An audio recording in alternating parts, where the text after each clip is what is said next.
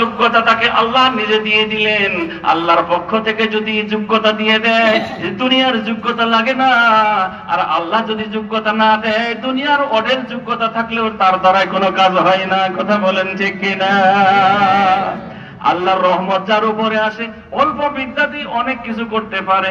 আর রহমত যার উপরে নাই, দেশি বিদেশি গাড়ি ভরা ডিগ্রি নিয়েও তার দ্বারা ইসলামের দ্বীনের কোনো খেদমত হয় না। কথা বলেন যে কিনা? এবার আসুন, আল্লাহর হাবিব বলতেছে, আপনারা কি বিরক্ত হইতেছেন? হ্যাঁ, বিরক্ত হইলে আমি কিছু কথাটা সামনের দিকে নিতেছি। আমার ভাইরা, আল্লাহর হাবিব বললেন, মা কারাতু, আমি কি পড়বো?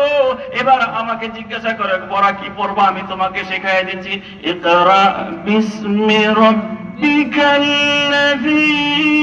খালাক, খালাকাল ইনসানা মিন আলাক, ইকরা ওয়া রাব্বুকাল